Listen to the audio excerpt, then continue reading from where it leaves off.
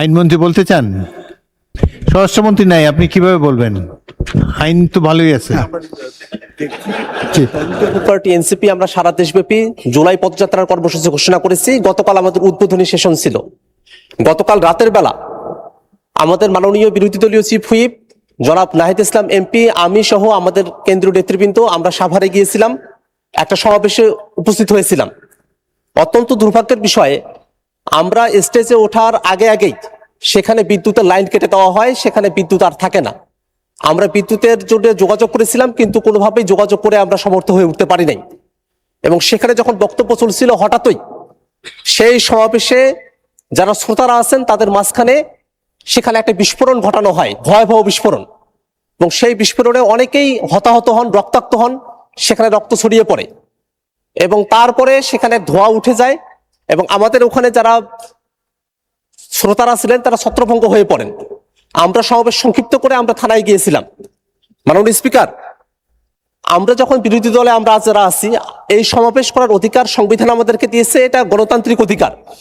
সেই সমাবেশের সময়টাতে কেন বিদ্যুৎ থাকবে না, বিদ্যুৎ কেন নিয়ে যাওয়া হলো, সেই বিষয়টাতে আমরা সরকারি দলের কাছে আমরা একটা জবাব দিতে চাই মাননীয় স্পিকার। পাশাপাশি আমরা যখনই জুলাইকে নিয়ে কোনো প্রসঙ্গ নিয়ে আসি, জুলাইকে নিয়ে যখনই আমরা কোনো আন্দোলন সংগ্রাম বা কোনো প্রোগ্রামের কর্মসূচি আমরা ঘোষণা করি, সেই সময়টাতেই নানাভাবে আমাদেরকে বাধাগ্রস্ত করার চেষ্টা করা হয়। যারা জুলাইয়ের পতিত শক্তি আছে তারা নানাভাবে আমাদেরকে বাধাগ্রস্ত করে। এর আগেও আমাদের অফিসের সামনেও ককটেল বিস্ফোরণ ঘটানো হয়েছিল। গতকাল যে বিস্ফোরণ ঘটানো হয়েছে সেখানে বিরোধী দলীয় চিফ হুইপ উপস্থিত ছিলেন, আমি নিজে উপস্থিত ছিলাম, আরো নেতৃবৃন্দ উপস্থিত ছিলেন। ভয়াবহ ক্ষতির মধ্যে আমরা পড়তে পারতাম। এমত অবস্থায় যারা পতিত স্বৈরাচার আছে এবং যারা নানাভাবে সমাজে স্বাভাবিকীকরণের দিকে অগ্রসর হচ্ছে, তাদের ব্যাপারে আসলে সরকারের তরফ থেকে পদক্ষেপ কি, সেটা মাননীয় স্বরাষ্ট্রমন্ত্রী যদি এখানে থাকতেন তার কাছেই জানতে চাইতাম। কিন্তু যেহেতু মাননীয় স্বরাষ্ট্রমন্ত্রী এখানে উপস্থিত নাই, এই কারণে আপনার মাধ্যমে সরকারের কাছ থেকে আমরা জানতে চাই যে কেন বিদ্যুতের লাইন বন্ধ থাকলো সেই সময়টাতে, এবং এই যে বিভিন্ন জায়গায় দুষ্কৃতিকারী যারা আছে, এই অপরাধীরা এবং বিস্ফোরণকারীরা যে বিস্ফোরণ ঘটানোর সুযোগ পাচ্ছে, তাদের বিপক্ষে আইনগত কোনো ব্যবস্থা গ্রহণ করা হবে কিনা এবং আমাদের নির্বিঘ্ন সভা সমাবেশ করার অধিকার নিশ্চিত করা হবে কিনা, সেটা আপনার মাধ্যমে এই সংসদের কাছ থেকে আমরা জানতে চাই মাননীয় স্পিকার। আপনার মাননীয় সদস্য আক্তার হোসেন, আপনি এই ব্যাপারে একটা নোটিশ দেবেন। আর এখানে কোনো বিতর্কের অবকলন করার প্রয়োজন নাই। আইনমন্ত্রী দাঁড়িয়েছেন, আইনমন্ত্রী কিছু বলতে চান? এটা তো স্বরাষ্ট্রমন্ত্রীর বিষয়, উনি দেশে নাই। আইনমন্ত্রী বলতে চান? আচ্ছা বলুন।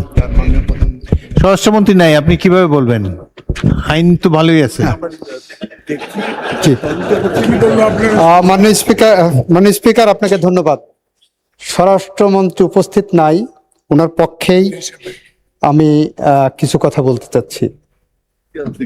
মাননীয় স্পিকার, আমাদের মাননীয় সংসদ সদস্য আক্তার হোসেন যে বিষয়টার অবতারণা করেছেন, নিশ্চিতভাবেই সেটা অত্যন্ত গুরুত্ব সহকারে আমরা দেখছি।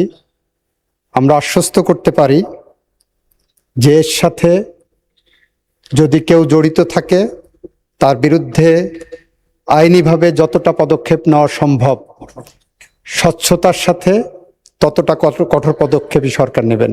আপনাকে ধন্যবাদ মাননীয় স্পিকার। ধন্যবাদ মাননীয় মন্ত্রী।